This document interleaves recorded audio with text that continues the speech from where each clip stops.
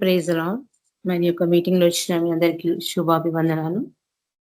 దేవుని నామానికి మహిమ కలుగును గాక. రవణ స్టార్టింగ్ ప్రేయర్ చేస్తారు. ప్రైజ్ లార్డ్ అన్న.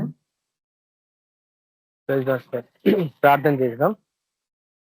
పరిశుద్ధులకు తండ్రి, కృపామయుడ, జీవం గల దేవ, యేసు ప్రభా, నీకెంతో వందనాలైనా.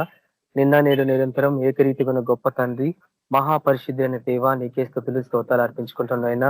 నా దేవ, నా ప్రభా, ఈ గడిచిన కాలం అంతనైనా మమ్మల్ని అందరినీ సురక్షితంగా కాపాడినైనా మీ కృపలో మమ్మల్ని భద్రపరుచుకున్నారు, మమ్మల్ని సజీలెక్కలో నిలబెట్టున్నారు ప్రభా. దివారాత్రులు మమ్మల్ని కాచి కాపాడినైనా ఇక నూతన దినం మాకు అనుగ్రహించినందుకే నీకు ఎంతో వందనాలు, కృతజ్ఞతాస్తుతులు చెల్లించుకొంచున్నాం నైనా. సమస్త ఘనత, మహిమ, ప్రభావంలో నీకే అర్పించుకుంటున్నాం.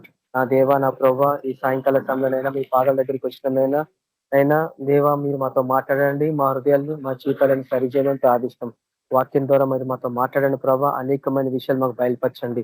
మీ వాక్యకు వెలుగులో మా జీవితాలు సంపూర్ణంగా మేము మార్చుకోవాలా. మేము ఉంటుంది దుర్దినములు, శ్రమల కాలంలోనైనా భయంకరమైన కాలంలో మేము ఉంటుండగా ప్రభా, మా పిలుపు, మా ఏర్పాటు మేము నిత్యం చేసుకుని మరీ జాగ్రత్త పడి జీవించాలా. మరి విశేషంగా ప్రభావ మీకు నీతి సత్యాన్ని ధైర్యంగా మేము ప్రకటించాలా. అనేక ప్రాంతాల్లో, అనేక చోట్ల నశించిపోతున్న ఆత్మల కొరకు ప్రభావ మేము ప్రయాసపడి అనేకులు సువార్త ప్రకటించి మీకు మందిరంలోకి మేము నడిపించాలా ప్రభావ. నైనా మీకు మందిరం నడిపించే ద్వార పాలకుల్లాగా మేము ఉండాలా ప్రభావ. ఆ రీతిగా ప్రభావ మమ్మల్ని అందరినీ మీరు ఆస్వాదించండి, బలపరచండి. మీకు నూతనమైన పరిశుద్ధాత్మ అగ్నితో ప్రతి బిడ్డ మీరు అభిషేకించినైనా. నా దేవ, నా ప్రభావ, ఓ దేవ, ఇంకా ఎవరైతే రానైనారో బిడ్డలైనా వాళ్ళందరూ మీరు నడిపించినైనా. ప్రతి ఆటంకాలు కొట్టివేయండి. ఈ ఆరాధన అంతట్లో మీరే ఆధిపత్యం నడిపించినైనా. పరిశుధాత్మ దేవ, మీ సాయం మాకు అనుగ్రహించండి. నా దేవ, మీ దాసులు వాక్యం చెప్తుండగా ప్రభావ నూతనంగా మీరు అభిషేకించండి. మీ సెలువు సట్టు మరుగుపరచుకోండి. మీ దాసుల ద్వారా ప్రభావ మీరు అనేకమైన విషయాలు మాతో మాట్లాడండి, మమ్మల్ని బలపరచండి ప్రభావ. నేను ఏం చేయాలి ఇక్కడ మీదట ప్రభావ, మీరే మాతో ఉన్నాం ప్రభావ. అయినా మీకు సిద్ధంగా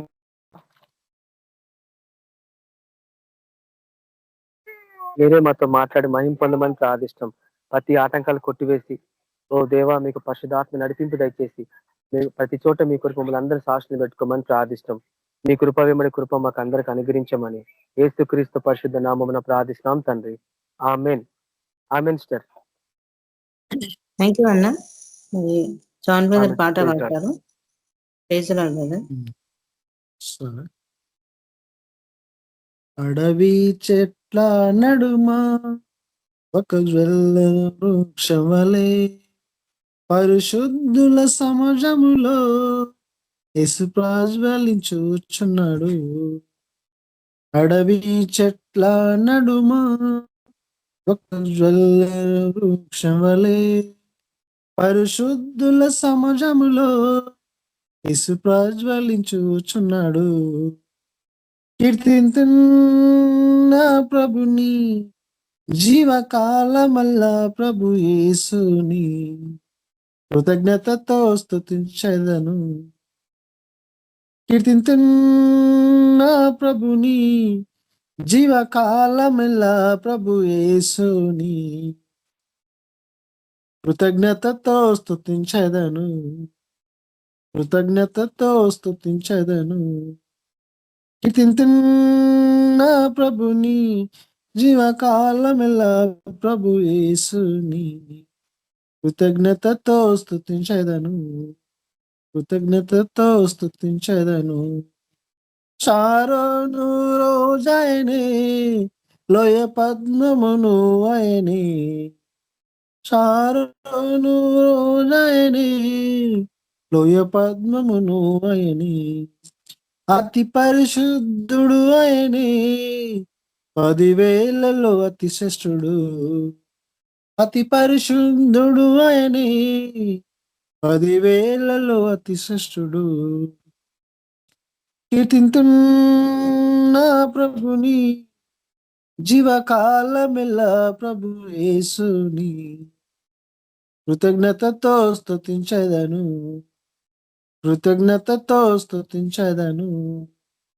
మనోవేదన సహించలేక సిల్వ వైపునే చూడగా లేవనెత్తుకొని భయపడకు మని అంటివి. మనోవేదన సహించలేక సిల్వ వైపునే చూడగా నెత్తుకొని భయపడకు మని అంటివి. కీర్తింతు నా ప్రభుని జీవకాలమెలా ప్రభు యేసుని. కృతజ్ఞతతో స్తుతించెదను, కృతజ్ఞతతో స్తుతించెదను. ఘనమైన నా ప్రభువా నీ రక్త ప్రభావమున నా హృదయము కడిగితివి. నీకే నా స్తుతి ఘనత. ఘనమైన నా ప్రభువా నీ రక్త ప్రభావమున నా హృదయము కడిగితివి. నీకే నా స్తుతి ఘనత. కీర్తింతు నా ప్రభుని జీవకాలమెలా ప్రభు యేసుని. కృతజ్ఞతతో స్తుతించెదను, కృతజ్ఞతతో స్తుతించెదను. కీర్తింతు నా ప్రభుని జీవకాలమెలా ప్రభు యేసుని. కృతజ్ఞతతో స్తుతించెదను, కృతజ్ఞతతో స్తుతించెదను. అడవి చెట్ల నడుమ ఒక జ్వల్లరు వృక్షమలే పరిశుద్ధుల సహజములో యేసు ప్రజ్వలించుచున్నాడు. పరిశుద్ధుల సహజములో యేసు ప్రజ్వలించుచున్నాడు. కీర్తింతు నా ప్రభుని జీవకాలమెలా ప్రభు యేసుని. కృతజ్ఞతతో స్తుతించెదను, కృతజ్ఞతతో స్తుతించెదను. Hallelujah. Thank you sister. Thank you brother. Praise the Lord. అది సుజాత అక్క వాక్యం షేర్ చేస్తారు. ప్రైజ్ ది లార్డ్ అక్క.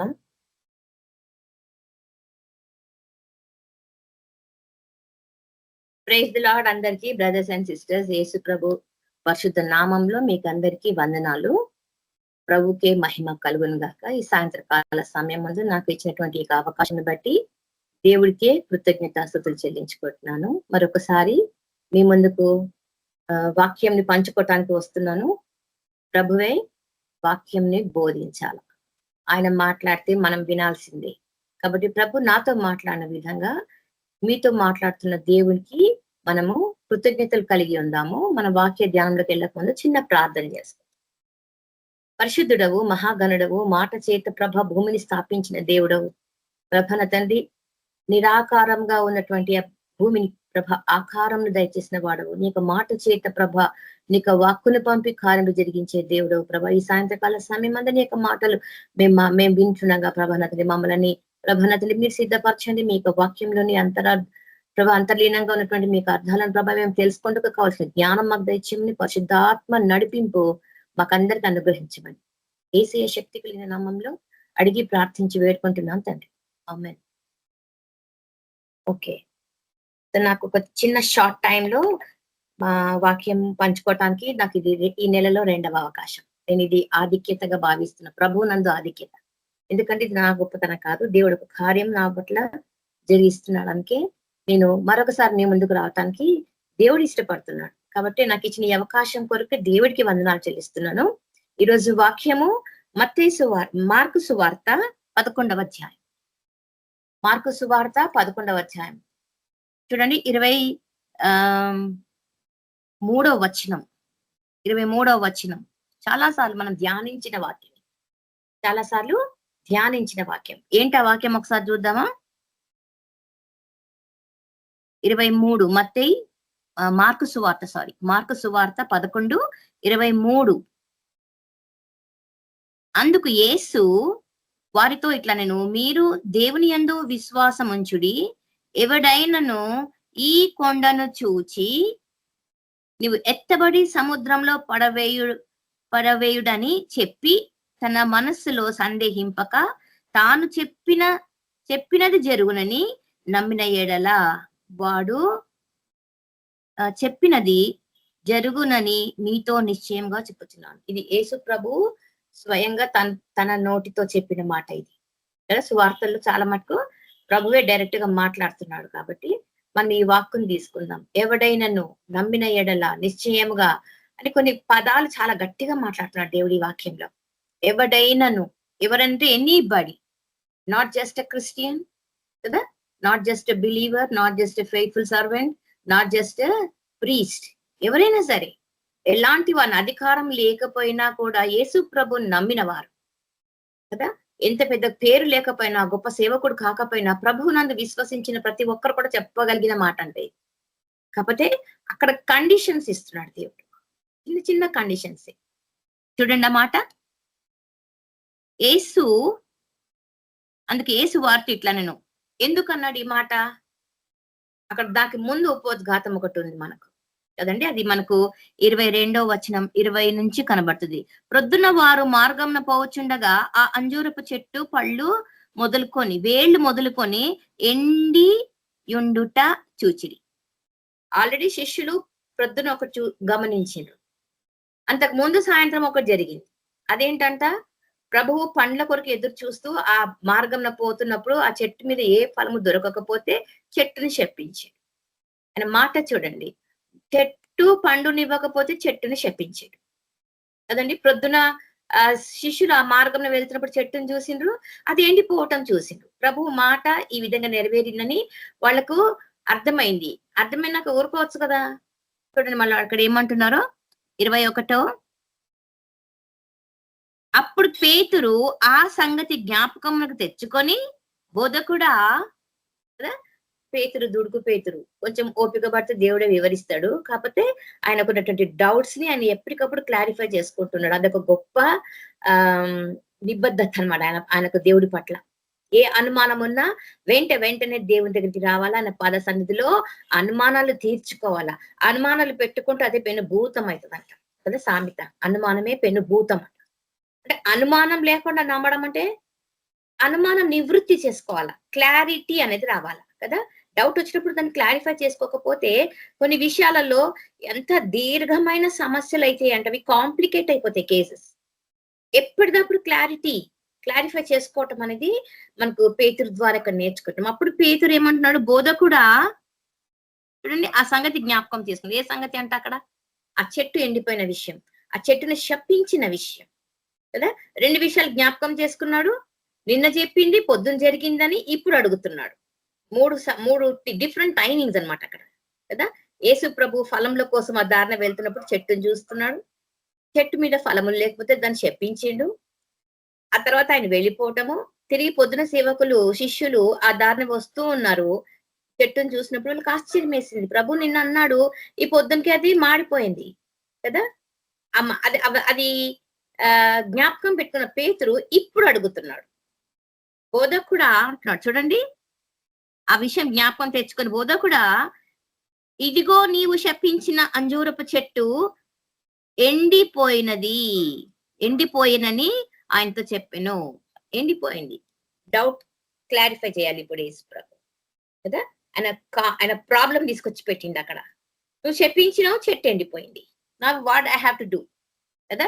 దీని ద్వారా నేను ఏం నేర్చుకోవాలి బోధకుడు అంటే, ఆయన ఏమంటున్నాడు చూడండి ఇక్కడ యేసు ప్రభువు. అందుకు యేసు మీ పార్టీ ఇట్లా నేను, మీరు దేవుని యందు విశ్వాసం ఉంచుడి, ఎవడైనను ఈ కొండను చూచి, అక్కడ చెట్టు గురించి మాట్లాడుతుంటే ఇక్కడ దేవుడు కొండ గురించి చెప్తున్నాడు. సందర్భం మ్యాచ్ కావట్లేదు వాళ్ళకి కదండి, కనెక్ట్ అవ్వటం లేదు టాపిక్. ఈ కొండను చూచి నీవు ఎత్తబడి సముద్రంలో పడవేయబడదు అని చెప్పి తన మనస్సులో సందేహింపక తాను చెప్పినట్టు జరుగునని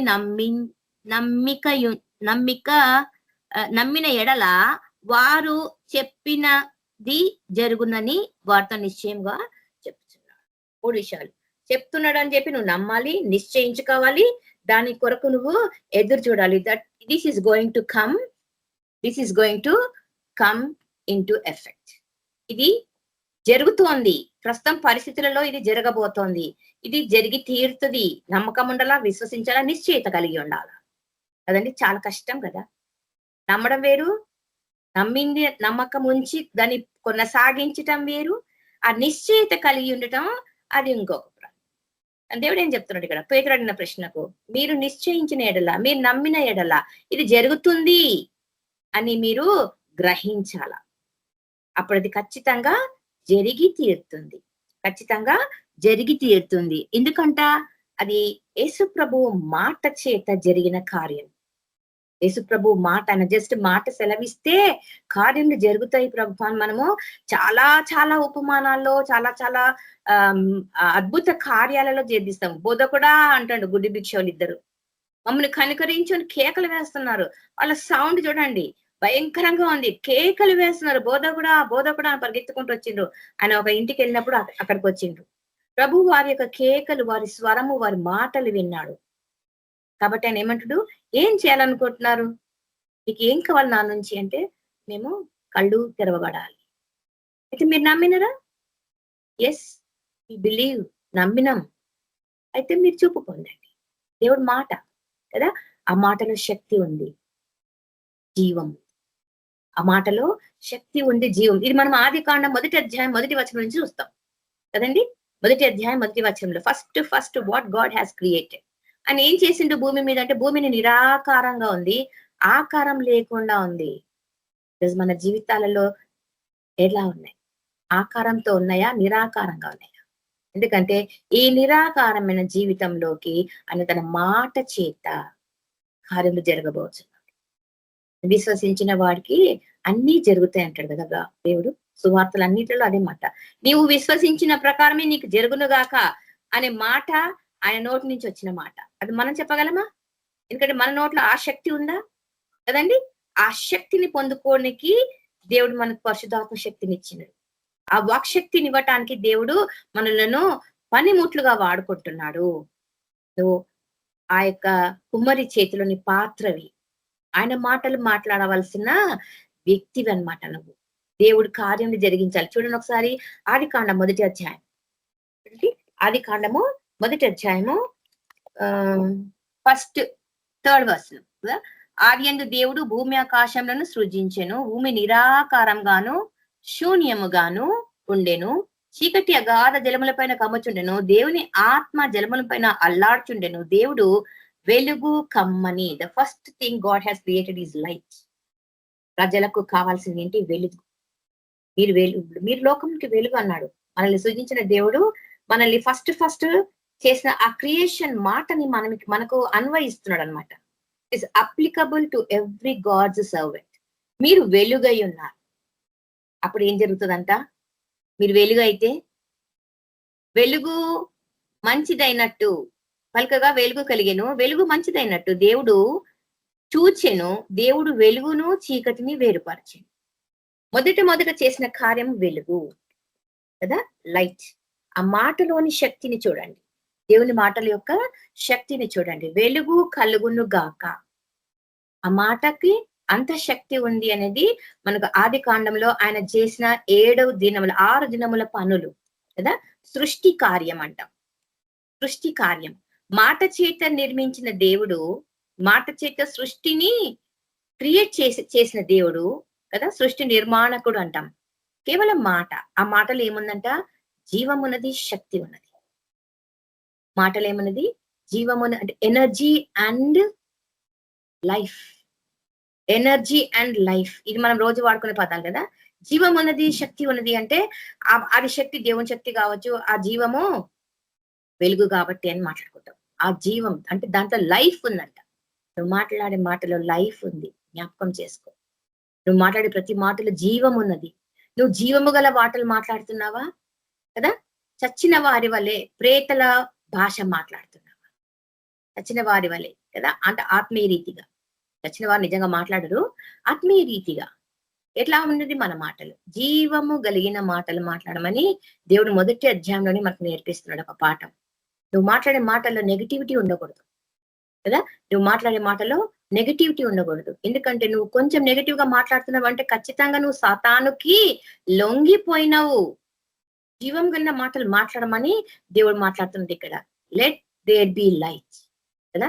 వెలుగు కలుగును గాక అనగానే వెలుగు వచ్చేసింది, వెంటనే చీకటి పారిపోయింది. చీకటిని పారద్రోలిండి ఆయన. నీలో వెలుగు వస్తే ఖచ్చితంగా నీలో ఉన్న చీకటి పారిపోతుంది. వెలుగులో ఉన్నావా? నీ మాటలో జీవం ఉందా? నీ మాటలో శక్తి ఉందా? ఇది మనము జ్ఞాపకం చేసుకోమంటున్నాడు అంతే. ఇది మనకు తెలియంది కాదు కదా. తెలిసిన దాన్నే మళ్ళీ మళ్ళీ జ్ఞాపకం చేసుకుంటూ ఉంటే మనకి ఏమంటుందంట? ఉజ్జీవము కదండి. చచ్చిపోయిన చల్లారిన స్థితిలో నుంచి మళ్ళీ పైకి రావాలనే ఒక తపన, ఉజ్జీవము. ఒకప్పుడు నువ్వు ఎట్లా ఉన్నావు? నీ మొదటి ప్రేమ ఎలా ఉంది? ప్రభువుని వాక్యం నువ్వు జ్ఞాపకం చేసుకున్నావు, ప్రభువులో నువ్వు ఎదిగినావు, వాక్య రీతిగా రుచి చూచి ఎరిగితినని పాట పాడుకున్నావు కదా. యెహోవా ఉత్తముడు అని ఎరిగిన వాడవు, ఎరిగిన దానవు. నేను కూడా ఉత్తముడు అని ఎరిగిన దానిని, రుచి చూచి ఎరిగిన దానిని. కాబట్టి ఆ రుచి మనకు తెలిసినప్పుడు మనం ఇతరులతో షేర్ చేసుకుంటాం కదండి. ఆయన ఉత్తముడు అని చెప్పడమే మన సువార్త. ఆయన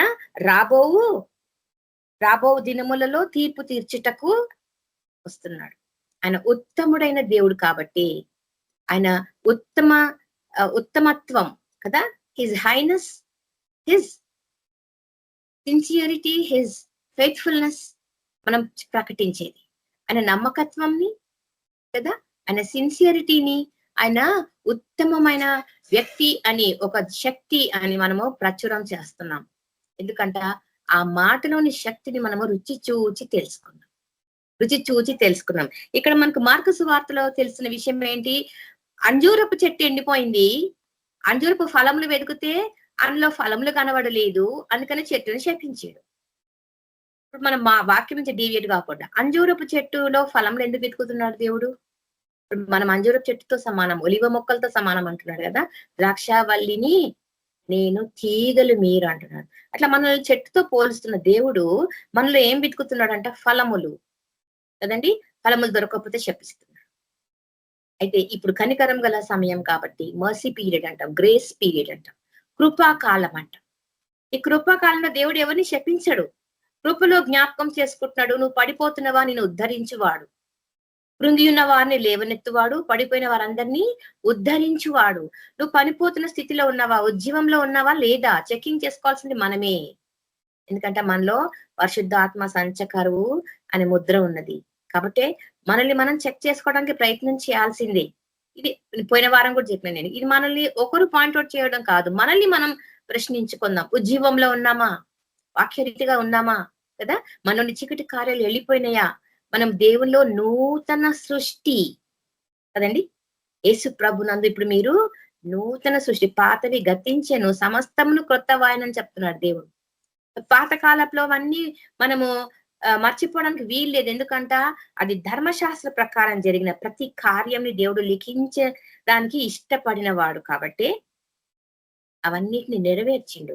సో అవన్నీ గతించిపోయింది. ఇప్పుడు కొత్తగా నూతన నిబంధన నీతో నాత చేసుకున్న దేవుడు కదా. ఆయన నమ్మి ఆయన రక్తంలో నువ్వు పాలు పొందులు జరిగితే ఖచ్చితంగా నీతో నిబంధన చేసుకుంటున్న దేవుడు. అట్లా అని చెప్పి అందరూ నాతో మాట్లాడుతున్నట్టు నాతో నిబంధన చేసుకున్నాడు అంటే దాంట్లో మనం కొన్ని క్వశ్చన్స్ మనం ఫేస్ చేయాలా. నిజంగా పరిశుద్ధతలో ఉన్నామా? నిజంగా జీవపు గల మాటలు మాట్లాడుతున్నామా? కొన్నిసార్లు విరక్తితో మాట్లాడతాం కదా జీవితంలోని సమస్యలను చూసినప్పుడు. ఈ లోకరీతిగా, శరీర రీతిగా కదా, శరీర రీతిగా మనం బలహీనులమే. కానీ ఆత్మ సిద్ధం, ఆత్మ బలమైనది, ఆత్మ సిద్ధం. ఆ ఆత్మ నీతో మాట్లాడుతున్నప్పుడు నీ శరీర క్రియలను పక్కన పడేసాయి. నీ శరీర క్రియలకు సంబంధించిన సమస్యలు, ఈ లోకరీతి సమస్యలు పక్కన పెట్టేసాయి. ఎందుకంట నువ్వు వాక్కుతో జయించగలవు, నీ మాటతో జయించగలవు. ఆయన మాటతోటి కార్యములను చేసిన దేవుడు. ఏమంటున్నాడు? లెట్ దేర్ బి లైట్, వెలుగు కలుగును గాక అనగానే వెలుగు కలిగింది, అనగానే వెలుగు కలిగింది. సో వెలుగు కలిగినప్పుడు ఏమవుతుంది? చీకటి పారిపోతుంది. మనం ఇంకొక మాట చూసుకుందాము. అదే మార్కు సువార్త 23వ వచనంలో నుంచి 19-20 వచనాలు. 23, 19, 23 చూసుకున్నాం కదా. ఇప్పుడు 19వ వచనం చూసుకుందాం ఒకసారి. సాయంకాలం అయినప్పుడు ఆయన పట్టణము నుండి బయలుదేరెను. ప్రొద్దున వారు మార్గంలో పోవచ్చుండగా ఆ అంజురపు చెట్టు వేళ్లు మొదలుకొని ఎండిపోయి ఉండుట చూచిరి. ఆ మాటని వారు ఇప్పుడు జ్ఞాపకం చేసుకుంటున్నారు కాబట్టి దేవుని అడిగినరు. కానీ ప్రొద్దున వారికి ఆ డౌట్ వచ్చినప్పుడు వారికి అది క్లారిటీ కాలేదు కదా, క్లారిఫై ఎవరు చేయలేదు. కొన్ని డౌట్స్ ని దేవుడు మాత్రమే క్లారిఫై చేయగలడు. ప్రభు సన్నిధిలో ఆయన సన్నిధిలో మొరపెట్టుకుంటున్నప్పుడు ఎందుకు అంటే చాలా ప్రశ్నలకు నాకైతే జవాబులు వచ్చినాయి. ఎందుకు ఈ సమస్య అంటే నాకు జవాబు ఇస్తున్నాడు దేవుడు. మాటతో కార్యములు చేయువాడు ఆయన, మాట చేత కార్యములను జరిగించువాడు ఆయన. మనం చూసుకుంటాం యానిమల్స్ ని కదా, చెట్లను, పక్షులని, పశువులను, కొండలను, గుట్టలను, లోయలను, ఎడార్లను, సెలయేర్లను అన్నిటినీ చేసిన వాడు కేవలం మాట చేత. మరి అదే మాట చేత let there be a human being అనొచ్చు కదా. మానవుడా లే వట్టిలో నుంచి అంటే మానవుడు లేసేవాడే కదండి. కానీ దేవుడు మాట చేత కాదు, తన స్వరూపంలో నుంచి రావాలి. ఒక చిన్న కోరిక అయినది, తనతో సాంగత్యం కదా, ఫ్రెండ్షిప్ విత్ హ్యూమన్స్. దేవుడు ఈ రోజు కూడా కోరుకుంటున్నది అదే, మనుషులతో తన సాంగత్యం, మన మధ్యన నివసించాలని, మనతో నివసించాలని, మనలో నివసించాలని ఆయన కోరుకున్నాడు. కాబట్టి ఎంతో ఇష్టపూర్వకంగా మట్టిలో నుంచి ఒక మానవ స్వరూపంని తయారు చేసుకుని తన స్వహస్తాలతో, అది ఎంత గొప్ప ఆధిక్యత కదా. అప్పుడు జ్ఞాపకం చేసుకో, ఈ శరీరము దేవుడు తన చేతులతో నిర్మించుకున్నాడు. ఆయనకి ఎంత ఇష్టమైతే ప్రభు నన్ను నువ్వు ఈ విధంగా నిర్మించినావు, చెట్టుగా పుట్టగా కాకుండా ఒక మనిషిగా. తర్వాత ఇంకా ఏంటి, దానిలో ఆయన ఊపిరిని పోసిండు, మాట చేత కాదు, తన శరీరముతోటి కార్యం జరిగించిండు. మాటతో జరిగించినవన్నీ వేరుగా ఉన్నాయి, శరీరంతో జరిగించింది, ఆయన చేతులతో నిర్మించింది నువ్వు నేను. అంత ఆధిక్యత మనకి ఇచ్చింది. ఎందుకంట ఆయన మనలో నివసించడానికి ఇష్టపడుతున్న దేవుడు కాబట్టి. మరి ఆయన చేతిలో నిర్మించబడిన మనము ఆయన మాటలు మాట్లాడుతున్నాం కదండి. ఆయన మాటలు మాట్లాడుతున్నామా? గాసిప్ కదా, గాసిప్ ఎక్కువ మంది చేస్తుంటారు, ఎవరెవరి గురించో మాట్లాడుతూ ఉంటారు. ఓకే, నీ చుట్టాల గురించి, నీ అన్నదమ్ముల గురించి, వాళ్ళ గురించి మంచిని మాట్లాడుతున్నావు, లేకపోతే వాళ్ళలో ఉన్నటువంటి తప్పొప్పుల గురించి నువ్వు మాట్లాడుకుంటున్నప్పుడు, ఎందుకంటే వాళ్ళు సరి చేసుకుంటారని, అది వేరే విషయం. ఇంకేంటో సోది, పనికి రాని మాటలు కదా, ఉప్పుకు ఉపకారానికి పనికొచ్చేవి కావు ఏది కూడా. అవి మాట్లాడుకుంటూ మన సమయం వ్యర్థం చేస్తున్నాం. దైవ ధ్యానంలో మనము జ్ఞాపకం చేసుకుంటే ఏమంటున్నాడు, జ్ఞానము అని కేకలేస్తుంది అంటున్నాడు. జ్ఞానంతో ఉన్నామా, మనము జ్ఞానయుక్తంగా మాట్లాడుతున్నామా? ఎందుకంటే మన మాటలో ఏముంది, జీవము ఉంది, శక్తి ఉంది. జీవము ఉంది, శక్తి ఉంది. చూడండి ఆ మాట ఎక్కడుందో, ఆ మాట, ఆయన మాటలో జీవం ఉంది, ఆయన మాటలో శక్తి ఉంది. యోహాను సువార్త 6వ అధ్యాయము 63వ వచనంలో ఉంటుంది ఈ మాట. యోహాను సువార్త 6:63 చూడండి ఒకసారి. యోహాను సువార్త 6:63వ వచనం. దాంతో దాదాపుగా 71 వచనాలు ఉంటాయి 6th చాప్టర్. అందులో నుంచి 63వ వచనం ఒకసారి చూద్దామా. ఆత్మయే జీవింపజేయుచున్నది, శరీరము కేవలము నిష్ప్రయోజనము. నేను మీతో చెప్పుచున్న మాటలు ఆత్మయును జీవమును అయి ఉన్నవి. నేను మీతో చెప్తున్న మాటలు ఏంటంట, ఆత్మ జీవము కలిగి ఉన్నది. ఆత్మ అది ఒట్టిగా చెప్తే కాదు కదా, దేవుడు క్యాజువల్ గా ఏది చెప్పడు, క్యాజువల్ గా. ఎందుకంటే శక్తిమంతుడైనటువంటి దేవుడు, మాట చేత సృష్టిని నిర్మించిన దేవుడు, మాట చేత సృష్టిని నిర్మించిన దేవుడు, మాట చేత తన వాక్కును పంపి బాగు చేయువాడు ఆయన. ఆయన మాటలో ఎంత శక్తి ఉందంట, స్వస్థత. వాక్కును పంపి బాగు చేయమంటాడు కదా శతాధిపతి. నువ్వు జస్ట్ మాట చెలివిస్తే చాలు ప్రభా, అక్కడ నా కూతురు, నా సేవకుడు బాగుపడతాడు. జస్ట్ మాట చేత ఆ ప్రభువు మాటలను మనం జ్ఞాపకం చేసుకుంటున్నప్పుడు మన మాటలని జ్ఞాపకం కూడా చేసుకోవాలి మనం. ఎందుకంటే ప్రయోజనకరమైన మాటలు మాట్లాడితే దేవుడు కార్యం జరిగిస్తాడు. కొన్నిసార్లు ఆక్రోషంతో కదా, ఉక్రోషం అంటాం, ఆక్రోషం అంటాం, ఫ్రస్ట్రేషన్ లో కొన్ని మాటలు అనేస్తుంటాం. ఎందుకంటే ఎమోషనల్లీ సైతాన్ మనల్ని శోధించింది. ఎమోషనల్ గా అది మనల్ని శోధించేసరికి మనం కూడా నాలుక జారేసి మాటలు అనేస్తుంటాం. తర్వాత సాయంత్రం రాత్రి పడుకునే ముందు ఒకసారి మనల్ని మనం రివ్యూ చేసుకుంటే, ప్రభా ఈ రోజు అర్థం లేని మాటలు ఇన్ని మాట్లాడినా, అర్థవంతంగా అయితే ఇన్ని మాట్లాడినా, అసలు ఏది మాట్లాడుకుని ఉంటే ఇంకా హాయిగా ఉంటది అనిపిస్తుంది బ్రతుకులో కొన్నిసార్లు. కానీ సాతాను మనల్ని ఊరికే ఉండని, ఎందుకంటే అది శోధించడమే దాని పని. నీతో మాటలు, నెగిటివ్ మాటలు మాట్లాడించడం తనకు చాలా ఇష్టం, ఎందుకంట అది నిన్ను చర్చకు పోనిస్తుంది, నువ్వు వాక్యం చదువుతావు, నువ్వు పాటలు పాడతావు, సాక్ష్యాలు చెప్తుంటావు, అన్ని చేస్తుంటావు, కానీ వాక్యరీతిగా జీవించడానికి అది నిన్ను విడిచిపెట్టదు. వాక్యరీతిగా బ్రతకడానికి నిన్ను విడిచిపెట్టదు, అంతగా శోధిస్తుంది. మన ఇంట్లో వాళ్ళు, మన పరిసరాలు, మన బంధువులు, మన ఆరోగ్యం వాక్యరీతిగా బ్రతకటానికి మనకు ఆటంకం అవి. కాబట్టి మన మాట ఎలా ఉండాలంట? Speak to the problem, speak to the problem. ఇది మనం ఎక్కడ చూస్తామంట? మీరు సంఖ్యాకాండం ఒకసారి చూడండి. సంఖ్యాకాండము 20వ అధ్యాయం. సంఖ్యాకాండము 28వ వచనం. సంఖ్యాకాండము 20 అధ్యాయము 8వ వచనం. 20లో 8వ వచనం. అక్కడ ఏముంది మాట చూడండి ఒకసారి.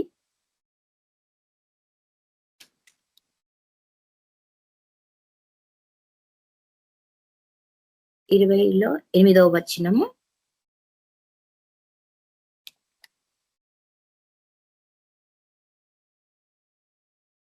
అంతటా యెహోవా మోషేకు ఇలాగు సెలవిచ్చు. అంతటా యెహోవా మోషేకు ఇలాగు సెలవిచ్చు. ఏంటమాట అది? నీవు నీ కర్రను తీసుకొని నీవు నీ సహోదరుడైన అహరోనును ఈ సమాజమును పోగు చేసి వారి కన్నుల ఎదుట ఆ బండతో మాట్లాడము.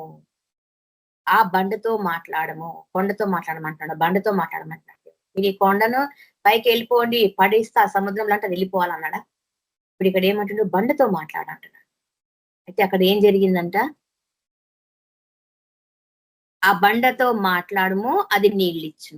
నీవు వారి కొరకు నీళ్లను బండలో నుండి రప్పించి సమాజమును వారి పశువులను త్రాగుటకిమ్ము. బండతో మాట్లాడు, నీ సమస్యతో మాట్లాడు. బండ ఎలాంటిదైనా సరే నువ్వు ఈ బండతో మాట్లాడు. ప్రభువు మాట్లాడిండు కదా, let there be light, let there be a tree, let there be animals, let there be creatures on the crawling on the soil. మట్టిలో ప్రాకిడి పురుగులు, నడిచే జంతువులు, భారీ జంతువులు, చిన్న పెద్ద జంతువులు కలుగునుగా కంటే కలిగిపోతున్నాయి ఆయన మాట చేత కదా. ఇప్పుడు అదే శక్తిని ఎవరికి ఇచ్చిందంట? మోషేకును అహరోనుకును, అందములకి ఇద్దరికి పిలిచి ఇస్తున్నాడు, యాజకులు కాబట్టి. మీరు వెళ్ళి ఆ బండతో మాట్లాడండి, ఆ బండ నీళ్ళు ఇస్తుంది, సమాజంకు దాహం తీర్చండి. ఎందుకంటే వాళ్ళు అలుగుతున్నారు, గొనుగుతున్నారు. ఈ దారిలో మాకు దాహం వేస్తోంది, మేము ఏం చేసి చావాలి, గొంతెండిపోయి చచ్చిపోతున్నాం కదా. చాలాసార్లు సమస్యలు మనకు వచ్చినప్పుడు ఈ సమస్యతో నేను చచ్చిపోతున్నా,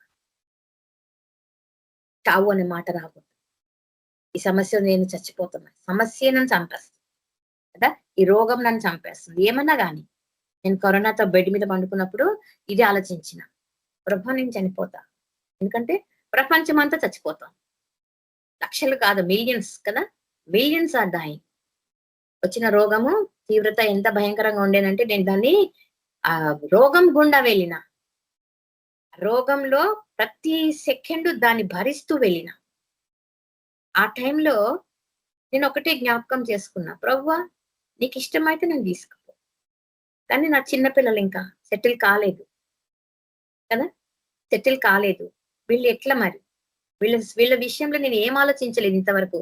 నేను ఏ విషయంలో కూడా ఏది ఎప్పుడు ఆలోచించాను. ఎందుకంటే నా పట్ల దేవుడు ఎప్పుడు కూడా అది ఎట్లా జరగాలో అది జరిగిస్తాడు. ఎవరి ద్వారానో దేవుడు జరిగిస్తాడు.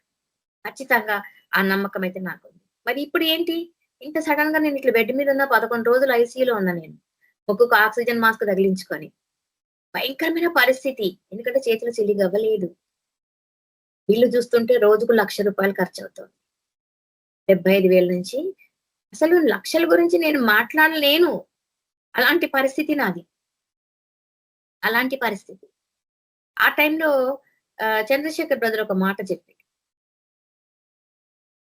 ఫోన్ చేసి, అందరు ఫోన్లు చేస్తున్నారు, కాకపోతే మాట్లాడే స్థితిలో లేను నేను. నిద్ర, తిండి లేదు, వెయిట్ లాస్ అవుతున్నా. ఎందుకంటే ఆల్రెడీ ఇంజెక్షన్స్ పడుతున్నాయి నాకు, కాబట్టి స్టెరాయిడ్స్ ఇస్తున్నారు వాళ్ళు, తట్టుకోలేకపోతున్నానని నాకు అనిపిస్తలేదు. ఎందుకంటే నేను నార్మల్గా ఉన్నా, నాకు ఏం ప్రాబ్లం కనిపించట్లేదు. కానీ చుట్టూ డాక్టర్లు, నర్సులు నీకు సమస్య ఉందని చెప్తున్నారు. 23/25 రేటింగ్ ఉందని ఒక నర్స్ వచ్చి చెప్పింది నాకు ఆ రూమ్ లో. 23/25 రేటింగ్ ఏంటి, ఈ సమస్యలు ఏంటి, నేను నార్మల్ గా ఉన్నా, కాకపోతే నాకు బ్రీతింగ్ ప్రాబ్లం వస్తుందని చెప్పి వాళ్ళు టెస్టింగ్ చేస్తున్నప్పుడు స్కోరు దాన్ని బట్టి వాళ్ళు ఆక్సిజన్ తగిలిచ్చారు.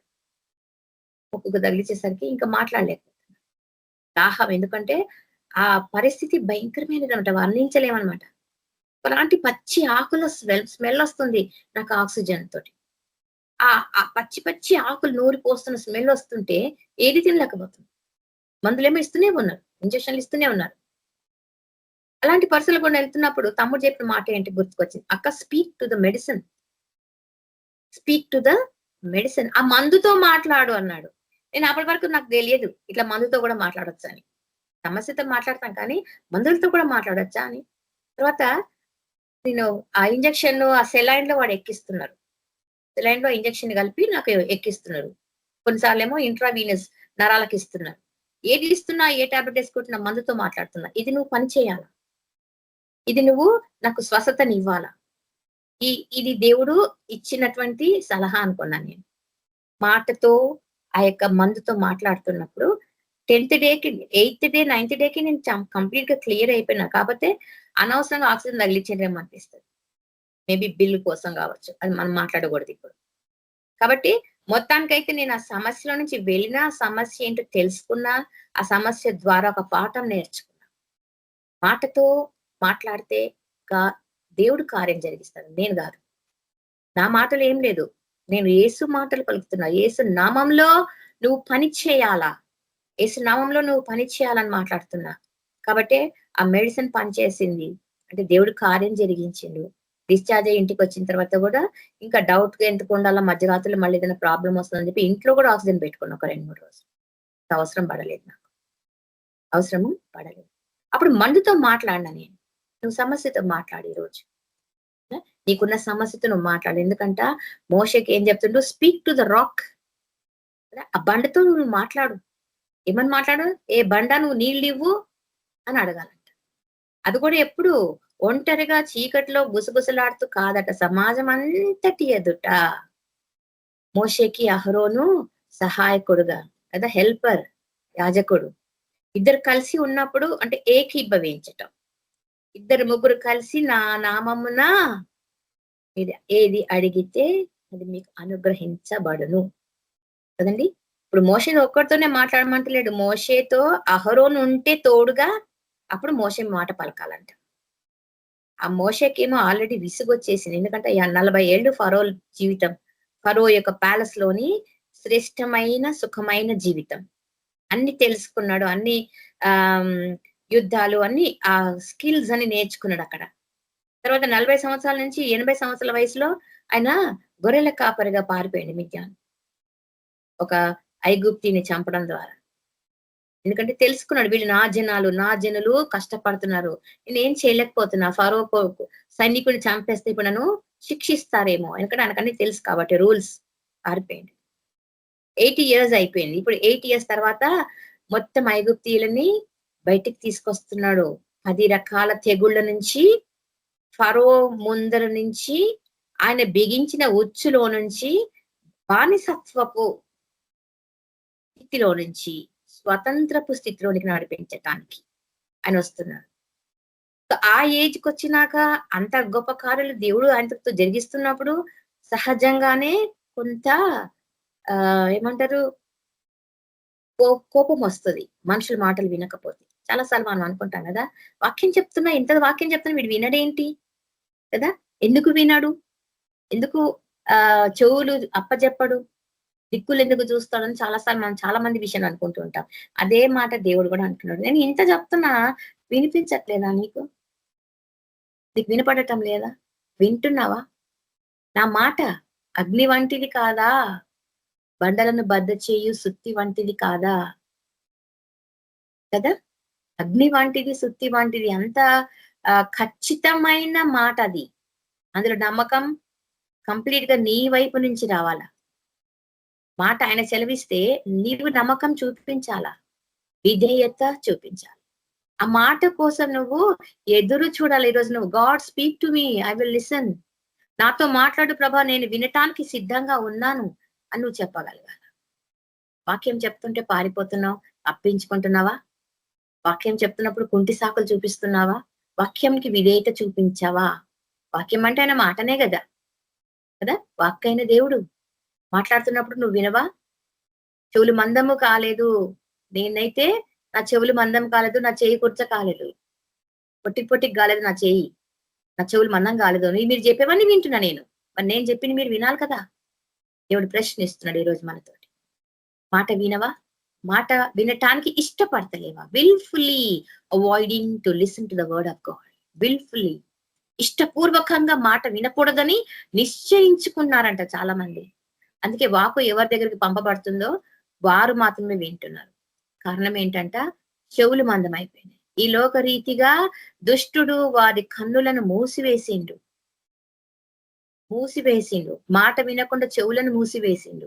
ఎన్నో వాక్యాలు, యూట్యూబ్ నిండా వాక్యాలే, టీవీ నిండా వాక్యాలే, ఎన్నో గాడ్స్ ఛానల్స్ ఉన్నాయి మనకు కదా.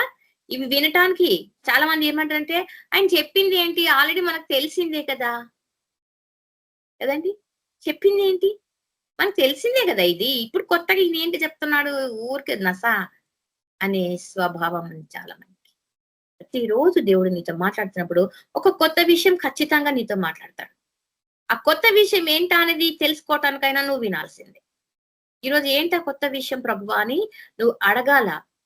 నీలో ఆసక్తి కనబడితేనే నీతో మాట్లాడతాడు కదా. నీలో ఆసక్తి కనిపించాలా. మనం చూస్తాం కదా, ఆదాము నువ్వు ఎక్కడా అంటాడు. ఎప్పుడు? పండు తిన్నాక. ఆదాం దాక్కున్నాడు, అవ్వ దాక్కుంది. ఎందుకంట? వద్దని చెప్పిన పండు తిన్నందుకు వాళ్ళ కళ్ళు తెరవబడ్డాయి. మంచి చెడులను తెలుసుకున్నప్పుడు వాళ్ళకి ఏమర్థమైంది? దిగంబరులము, we are naked, you cannot come before you Lord. మేము దిగంబరులం అయి ఉన్నాము, నీ ముందుకు రాలేము. దేవుడికి వెంటనే అర్థమైంది. దేవుడు తెలియదా వాళ్ళు ఏం చేసిండ్రో కదా. ఆయన ఏం మాట చెప్పిండు? అన్ని తినొచ్చు కానీ అదొక్కటి తినకూడదు అన్నాడు. ఆ ఒక్కటే వాళ్ళు మీరిండ్రు, వాళ్ళు. కాబట్టి మీరు ఎక్కడ దేవుడికి తెలిసి కూడా అడుగుతున్నాడు, నువ్వు ఎక్కడున్నావు? నువ్వు వాక్యం వినడానికి వచ్చినావు ఈరోజు? నీకు వాక్యం అవసరం లేదా? ఓకే, కొంతమందికి నేను చెప్తా కదా ప్రతిసారి, వర్క్ కండిషన్స్, వాళ్ళ యొక్క ఉద్యోగాలు, వాళ్ళ యొక్క టైమింగ్స్, వాళ్ళ నైట్ షిఫ్ట్లు, ఇవన్నిటిని మూలంగా వాళ్ళు రాలేకపోవచ్చు. కానీ వచ్చిన వాళ్ళైతే వింటున్నారు కదా. తర్వాత కూడా వినటానికి అవకాశం ఇచ్చింది మనకి టెక్నాలజీ. ఆ రికార్డింగ్స్ మన తర్వాత వింటున్నాం కదా. నువ్వు ఎక్కడ? ప్రశ్నించుకో. వాక్యం వినటానికి నువ్వు ఉన్నవా? వాక్యం ని వదిలించుకోవటానికి ఉన్నావా? బాబా ఎంతసేపు ఈమె గోల పెడుతుంది, 12 గంటల దాకా పెడుతుంది, గంట సేపు మాట్లాడుతుంది. నీలో విసుగు, ఇది సైతాను క్రియేట్ చేసింది నీలో. దాని మాట విన్నావు నువ్వు అని అర్థం కదా. సైతాను మాట విన్నట్టు అర్థం. సో ఇక్కడ ఏమంటాడు? నువ్వు బండతో మాట్లాడు. ఆ తర్వాత మనకు తెలుసు కదా, ఆయన బండను కొట్టిండు. సో దాని తర్వాత మనకు స్టోరీ వేరేగా ఉంటది కదా. మోషే మాట మీరిండు కాబట్టి, ఆయన దేవుడు చెప్పింది చేయలేదు కాబట్టి ఆ విషయంలో ఆయనకి కనాను ప్రవేశం లేకుండా చేసిండు.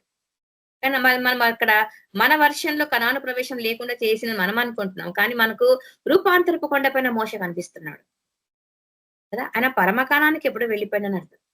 ఏలియాతో పాటు జస్ట్ బండను కొట్టినందుకు శిక్షించబడిండా, కనానుకు ప్రవేశం లేదా అనేది అది దేవుడి ప్రణాళిక. దానికి మనము మన సొంత వర్షన్ యాడ్ చేయొద్దు. మాట్లాడమంటే కొట్టిండు కదా అందుకని దేవుడు ఆయనని పంపలేదు అనేది అది అవాస్తవం. కనానికి పంపలేదు కానీ పరమకానానికి తీసుకెళ్ళిండు కదా ఆయన. నెబో కొండ మీద చనిపోయినప్పుడు ఆయన అక్కడ బరి చేసిండ్రు. తర్వాత రూపాంతరపు కొండపైన మళ్ళీ కనిపించింది కదా యేసు ప్రభుతో పాటు. అప్పుడు ఏమంటారు భక్తులు, యూదులు, శిష్యులు? ఇక్కడ పర్ణశాల కట్టేద్దాం, నీ కోటి, ఏలియా కోటిను, మోషే కోటి కదా. వాళ్ళు ఈ లోక రీతిగా ఆలోచిస్తున్నారు, వాళ్ళేమో పరలోకంలో ఎంజాయ్ చేస్తున్నారు ప్రభు సన్నిధిని, ప్రభు మహిమలో. ఇక్కడ మనం ఏం ఆలోచిస్తున్నామంటే, దేవుడు మాట్లాడమన్నది ఎవరితో అంట? మనుషులతో కాదు. ఇక్కడ రాక్. ఆల్రెడీ మోషే ఫరోతో 10 విషయాలుగా 10 తెగుళ్ల విషయంలో మాట్లాడిండు ఆయన.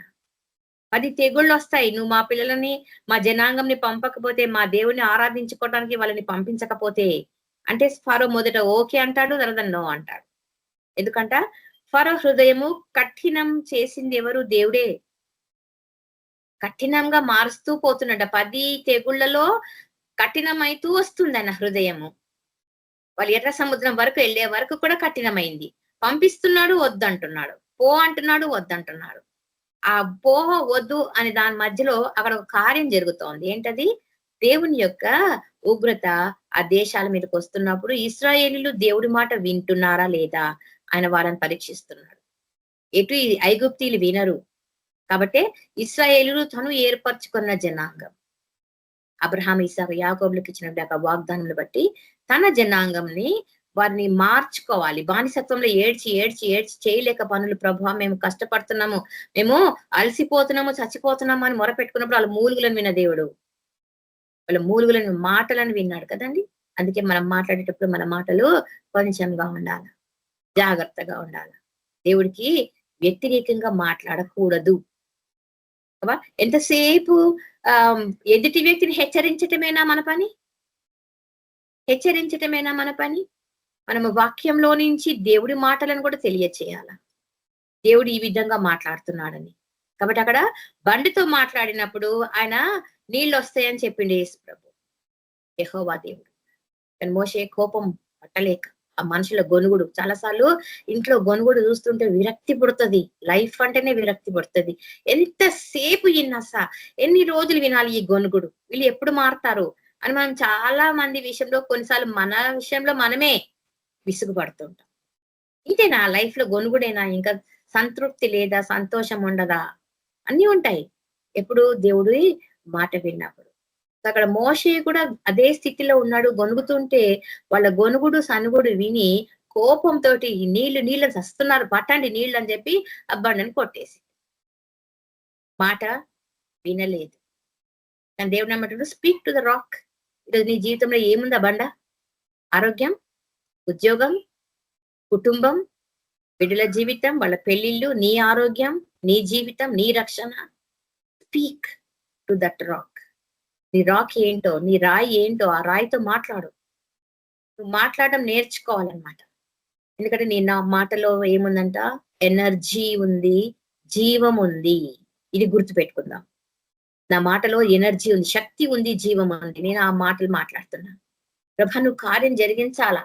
ఎందుకంట నేను మాట్లాడేది నా మాటలు కాదు, నీ మాటలు. నీలో ఉండి నీ జీవమైన మాటలు, నీ శక్తి గల మాటలు నేను మాట్లాడుతున్నా.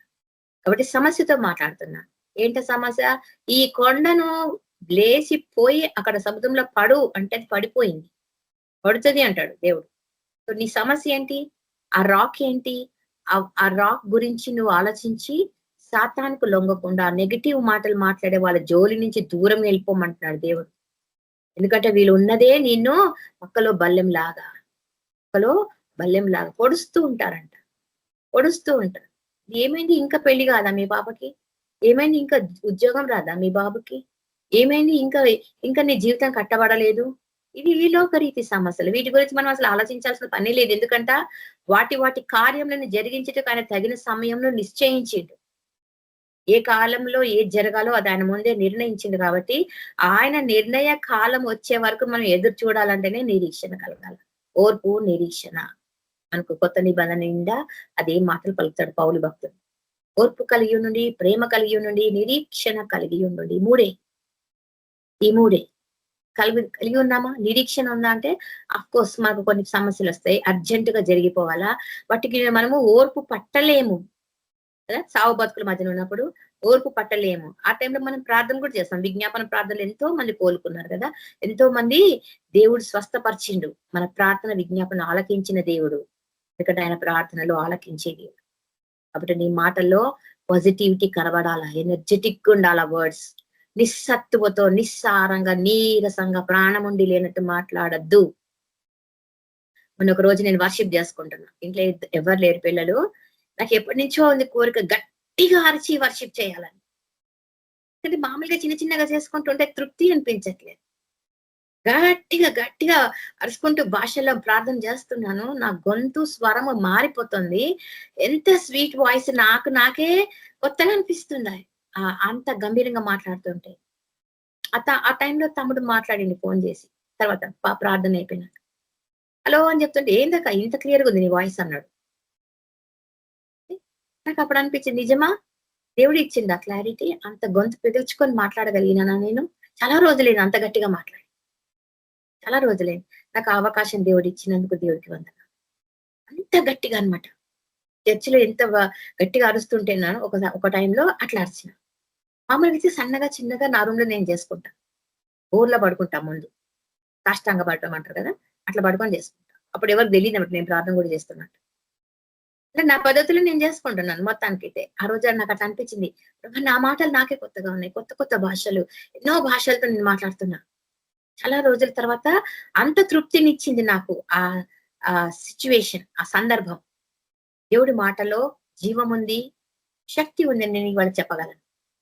ఎందుకంట క్రియారూపకంగా నేను అనుభవించిన కాబట్టి. క్రియారూపకంగా అనుభవించిన మాటలు.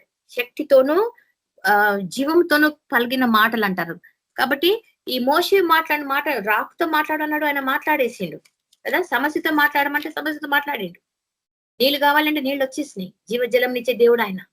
మామూలు నీళ్ళే కాదు, ఈ లోకరీతిగా దాహమే కాదు, ఆత్మీయ దాహంని కూడా తీర్చగలిగిన దేవుడు. నీకుందా ఆ దాహము? అప్పుడు ఆ కొండతో మాట్లాడు. ఆత్మీయ దాహం తీరాల. ప్రభా నాకు ఇంకా ఎన్నో తెలుసుకోవాలనుంది. నీ మర్మాల గురించి నేను ధ్యానిస్తున్నప్పుడు నాతో మాట్లాడు. ప్రభు ఖచ్చితంగా మాట్లాడతాడు కదా! మనం ఒకసారి ప్రకటన గ్రంథంలో చూసుకున్నాం కదా! 19వ అధ్యాయంలో జలముల ఘోష కదా! జలముల ఘోష, అరణ్యాలను కదిలించే స్వరం ఆయనది. చల్లగా మాట్లాడే మెల్లని స్వరం కూడా ప్రభువుది. సందర్భాన్ని బట్టి ఆయన స్వరంతో మాట్లాడుతుంటాడు. జలముల ఘోష, విస్తారమైన జలముల ఘోష, వాటర్ ఫాల్స్ దగ్గర ఎంత సౌండ్ ఉంటుందో అంత సౌండ్ ఉంటుందంట ఆయన స్వరంలో. అంతకంటే ఎక్కువగా. అదేవిధంగా గర్జించు సింహం, ఆయన యూదా గోత్రపు సింహం వస్తున్నాడు, రాబోతున్నాడు కదా! సింహం వలె వస్తున్నాడు ఆయన. యాంబ్ గొర్రెపిల్లగా వచ్చినప్పుడు జనాలు ఆయనని వ్యతిరేకించిండ్రు, విరోధించిండ్రు, ఆయనని ఇష్టపడలేదు, అసలు గుర్తించలేదు.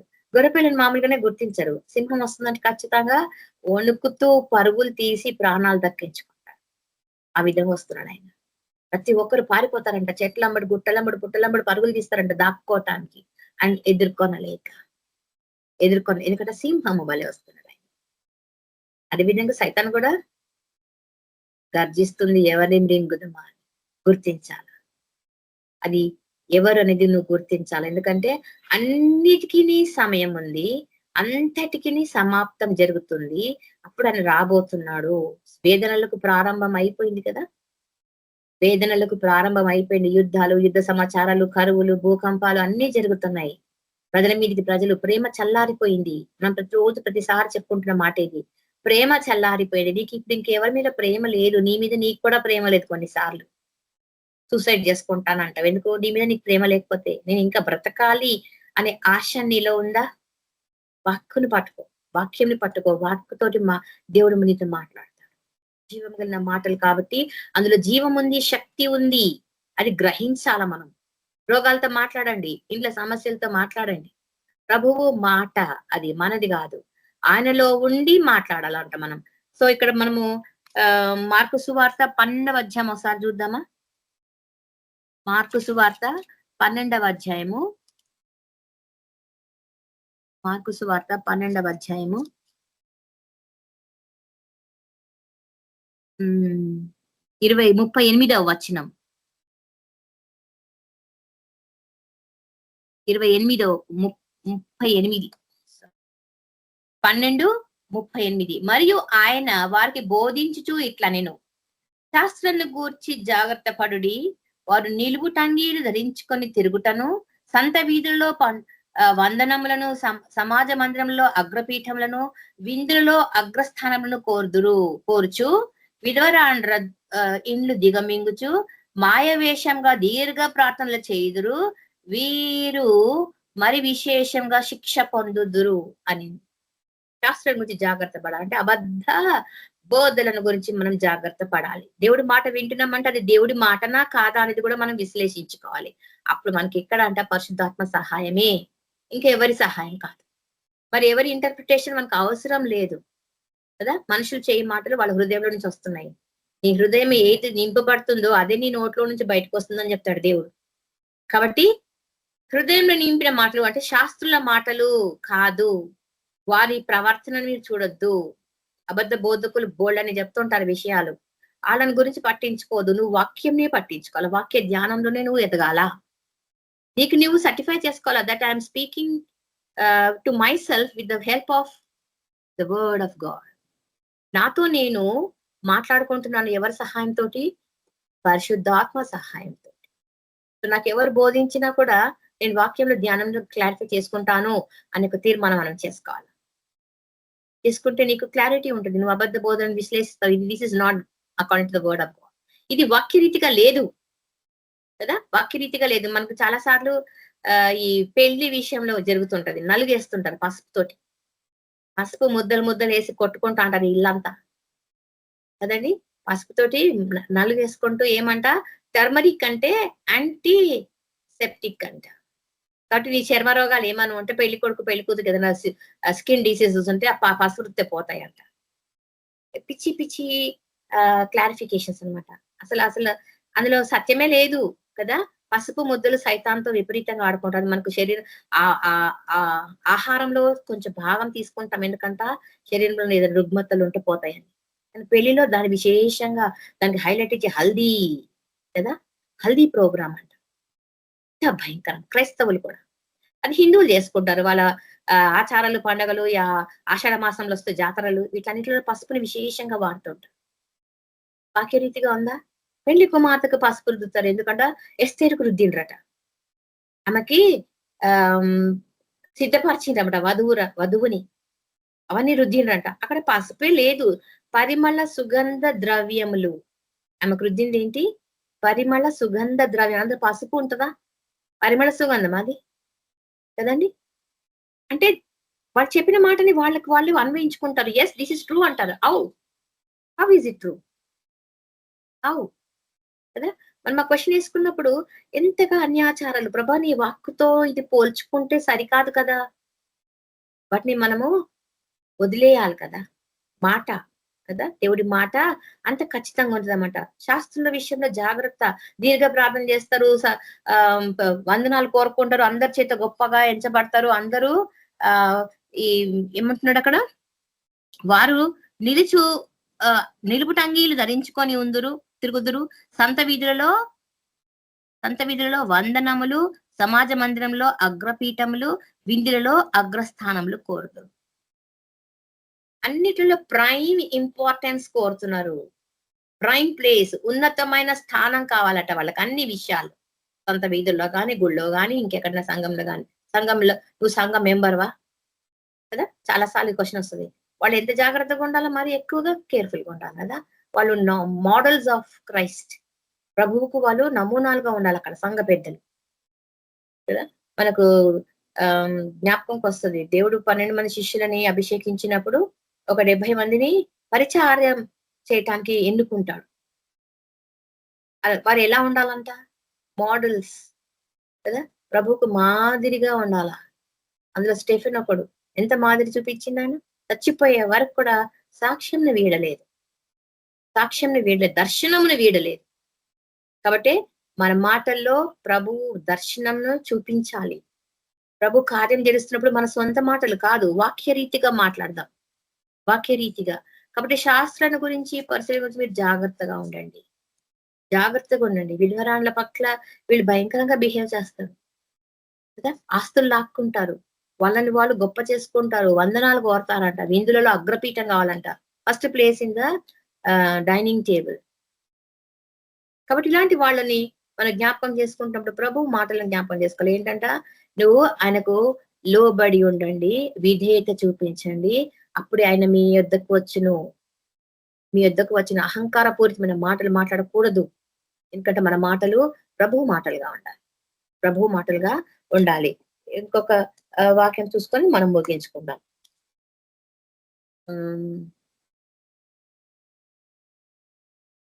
హెబ్రీల పత్రిక 4వ అధ్యాయము. మనకందరికి తెలిసింది, ఇది ఎప్పుడు వింటుంటాం కూడా మన వర్షిప్ లో, మన కల్లం బైబిల్ ప్రొఫెసీ మినిస్ట్రీస్ లో చాలా సార్లు చాలా మంది స్పీకర్స్ ఈ విషయంగా మాట్లాడిండ్రంట. ఏంట మాటలు? హెబ్రీ పత్రిక 4వ అధ్యాయంలో దేవుని వాక్కు దేనితో పోల్చిండ్రు? ఖడ్గము కదా. తెలుసు కదా మనకందరికి. 4వ అధ్యాయము 12వ వచనం. వీలైతే 13 కూడా చూసుకుందాము. 4, 12, 13. ఎందుకనగా దేవుని వాక్యము సజీవమై బలము గలదై రెండంచులు గల ఎటువంటి ఖడ్గము కంటెను బాడిగా ఉండి ప్రాణాత్మలను కీళ్లను మూలుగను విభజించినంత మట్టుకును దూరుచు హృదయం యొక్క తలంపులను ఆలోచనలను శోధించుచున్నది. మరియు 13వ వచనం కూడా. మరియు చూడండి అక్కడ ఆ మాట, ఆయన దృష్టికి కనబడని సృష్టము ఏదియూ లేదు. ఆయన దృష్టికి కనబడని సృష్టం. మనం ఎవరము? క్రియేషన్, సృష్టము. సృష్టికర్తకు హక్కు ఉంది తన సృష్టము పైన కదా. Creator has the authority over his creation. మనం ఆయన చేతి పనులం, సృష్టము. కాబట్టి మనలో ఏం జరుగుతుందని తెలియకుండా ఉండాలి. ఆ మాట నేను చెప్తున్నానా? చూడండి అక్కడ 13వ వచనంలో, మరియు ఆయన దృష్టి కనబడని సృష్టం ఏది లేదు, మనం ఎవరికి లెక్క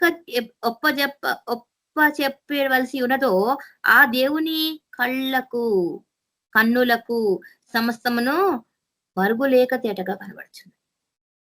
ప్రాణాత్మలను విభజించినంత మట్టుగా దూరుచు శరీరంలోనికి ప్రవేశించి ప్రతిదీ తెలుసుకున్న దేవుడు నీ హృదయమును నీ ఆలోచనను. హృదయం ఎక్కడుందంటే గుండెని చూపిస్తాం మనం కదండి. హృదయం అంటే గుండె అంటాం. గుండె కాదు, గుండె అది పని, అది అవయవము. మన ఆలోచనలను తలంపులను అది దేవుడు తెలుసుకుంటున్నాడు. నువ్వు చెప్పకముందే ఆయనకు తెలుసు. ఆయన మాట ఎలాంటిదంట? 2 అంచులు గల ఖడ్గం, అంటే డబుల్ ఎడ్జ్డ్ స్వార్డ్ కదా, సాడ్. 2 అంచులు, 2 వైపుల పదును ఉంది. అది చెప్పేవాడికి కోస్తుంది, కొట్టేవాడికి కూడా, కొట్టించుకునేవాడు కూడా కోసేస్తుంది. 2 సైడ్స్ ఆ వెపన్ పనితనం. అది ఎవరంట? దేవుని వాక్కు, ఆయన మాట కదండి. ఆ మాటని జాగ్రత్తగా ఆలకించడానికి మనము సిద్ధపడదాం.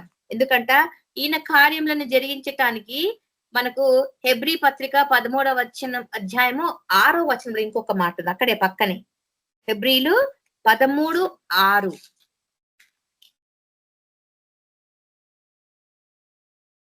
హెబ్రీలు 13వ అధ్యాయము 6వ వచనంలో ఏముంది అక్కడ? నిన్ను ఏ మాత్రం విడువను, నిన్ను ఎన్నడును ఎడబాయను అను ఆయన చెప్పాను కదా. కాబట్టి ప్రభువు నాకు సహాయుడు, నేను భయపడను, నరమాత్రుడు నాకు ఏమి చేయగలడు? ప్రభు మాట ఏంటి? నేను ఏ మాత్రం విడువను, నేను ఎడబాయను. విడువను, ఎడబాయను. 13వ అధ్యాయము. Don't speak on the basis of situation. సందర్భాన్ని బట్టి మాట్లాడకు. సందర్భాన్ని బట్టి నువ్వు డెసిషన్ తీసుకోవద్దు. ఎందుకంటే ఆ సందర్భము ఆవిరి వంటిది, అంతలో వచ్చి అంతలో పోయే సమస్యలు కదా. మనిషి జీవితం లాగానే సమస్యలు కూడా వస్తుంటాయి, పోతుంటాయి, ఉడగలాగా వస్తుంటాయి, పాప్ అయిపోతుంటాయి. కాబట్టి don't speak to the basis on the basis of situation, rather speak in agreement with God. దేవునితో సమానంగా, దేవుడి సహాయంతో సమాంతరంగా దేవుడి మాటలు మాట్లాడాలి. దేవుడికి వ్యతిరేకంగా కాకుండా సమాంతరంగా దేవుడి మాటలు మాట్లాడాలి. నువ్వు ఏది మాట్లాడుతున్నది వాక్యంతో మ్యాచ్ కావాలి. లేదు అంటే నువ్వు మాట్లాడేది వ్యతిరేకత, దేవుడికి వ్యతిరేకత. సో నీ మాటని జాగ్రత్తగా వలుచుకోవాలి. ఎందుకంటే ఆయన మాట ఇచ్చి నెరవేర్చువాడు. అబద్ధం ఆడటానికి ఆయన నరుడు కాడు కదండి. లెట్ దెర్ బి లైట్ అంటే లైట్ వచ్చేసింది. లెట్ దెర్ బి డార్క్నెస్ అన్నాడా ఫస్ట్ దేవుడు? లెట్ దెర్ బి లైట్ అన్నాడు. సో ఏదన్నాడు అదే వచ్చింది. అది వచ్చిన తర్వాతనే చీకటిని పారద్రోలింది. జ్ఞాపకం చేసుకుందాం. నీ జీవితంలో వెలుగు వస్తే చీకటిని పారద్రోలాలా. ఇంకా చీకటి ఉంది అంటే నువ్వు ఇంకా మాట వినలేదు. ఇంకా చీకటి ఉంది అంటే నువ్వు ఆ మాటకు విధేయత చూపలేదని అర్థం. దేవుడు నీ జీవితాన్ని ఎంతగానో మార్చిండు కదా. నువ్వు ఎలాంటి స్థితిలో ఉంటే నిన్ను ఎలాంటి స్థితిలోకి తీసుకొచ్చిండు దేవుడు కదా. నిరాకారంగానో ఆకారం లేకుండా ఉన్న నీకు ఒక ఆకారం ఇచ్చిండు కదా. వివాహం చేసిండు, భార్యనిచ్చిండు, భర్తనిచ్చిండు, బిడ్డలనిచ్చిండు, ఒక కుటుంబం కట్టిండు. పడిపోయిన వాడిని ఉద్ధరించేవాడు కదా ఆయన. మాట చేత నిలబెట్టిండు మనల్ని. కాబట్టి నిరాకారంగా ఉన్న మన జీవితాల్లో ఆకారం తీసుకొచ్చిన దేవుడికి కృతజ్ఞతాస్తుతులు చెల్లించటం మన బాధ్యత కదా, మన బాధ్యత. కృతజ్ఞతాస్తుతులు ప్రతి క్షణం అనుక్షణం కృతజ్ఞతాస్తుతులు చెల్లిస్తూ ఆయన నామమునకు మహిమకరంగా జీవించాలనేది ఆయనకు ఇష్టము. ఎందుకంట మనల్ని ఇష్టపూర్వకంగా నిర్మించిండు, తన స్వహస్తాలతో నిర్మించిండు, తనలో నుండి ఊపిరిని పీల్చుకున్నాడు, ఊపిరినిచ్చిండు. అంటే మనలో ఉన్న ఆయన ఊపిరి కోసం ఆయన మనకి ఏమైనా చేస్తాడు. ఎందుకంటే ఆయన వస్తువు, ఆయన యొక్క గుణ లక్ష్యం మనలో ఉంది, ఊపిరి. ఆయన పరిశుద్ధాత్మ మనలో ఉంది, అందుకే మనం ఆయన సొత్తు. ఆయన మాట్లాడుతున్నప్పుడు మాటలకు విధేయత చూపిద్దాం, ఇంకా సరి చేసుకుందాం. మనలో మనము ఎన్ని ఇంకా లోపాలు ఉన్నా కూడా మాట చేత సరి చేసుకోవాలా. ఎందుకంటే మాట చేత మాట్లాడువాడు నిజమైన వాడు, నిజమైన దేవుడు. నిర్భయంగా ఉండండి, మెలకువగా ఉండండి, భయపడకండి. ఎన్నో అష్యూరెన్సెస్ ఇస్తున్నాడు దేవుడు. ఇన్ని అష్యూరెన్సెస్ మన మనుషులకు కూడా ఏమో, మన బిడ్డలకు మనం ఇవ్వలేము, మన భర్తకు మన భార్యకి మనం ఇవ్వలేము కదా. ఆ అష్యూరెన్స్ ఎవరు ఇవ్వాలా? దేవుడే ఇవ్వాలా. ఎందుకంటే ఆయన మాటనే నిజమైనది, జీవము కలిగినది, శక్తి కలిగినది, శక్తి కలిగినది. కాబట్టి మన జీవితాల్లో ఉండేదన్నీ కూడా దేవుడు ముందుగానే తన ప్రణాళికలో నెరవేర్చిండు ఆల్రెడీ.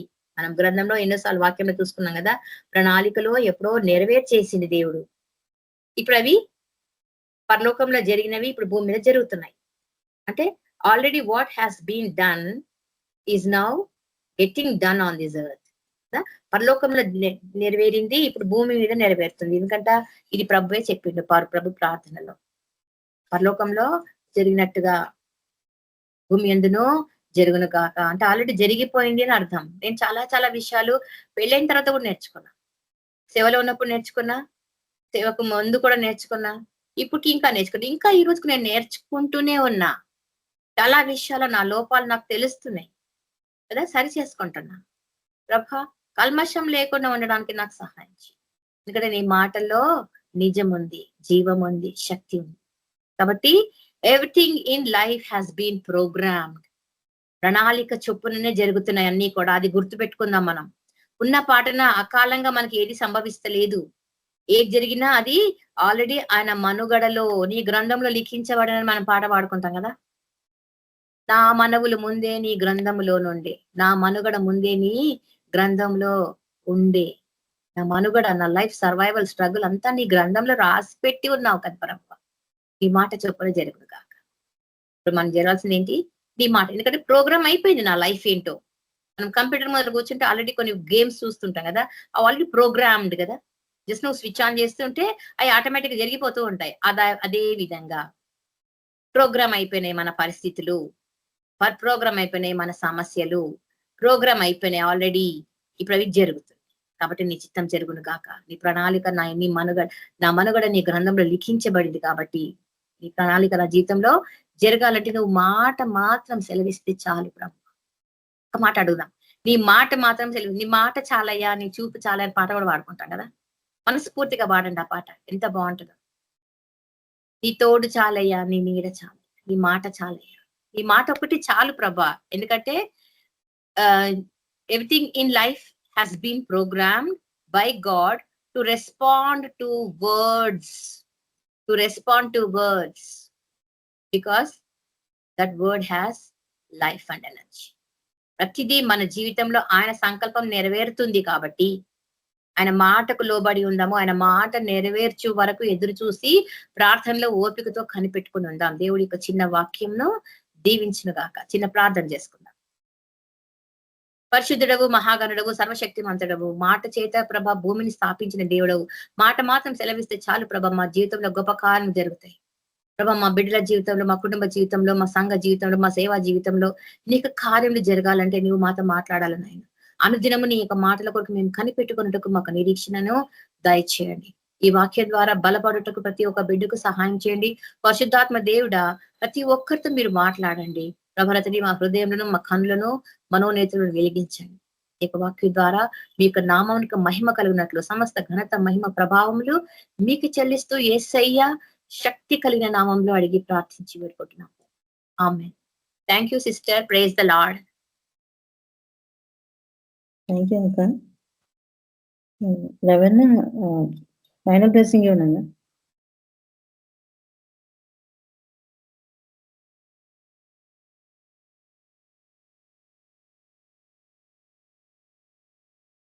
సార్ ఎవరు సిస్టర్?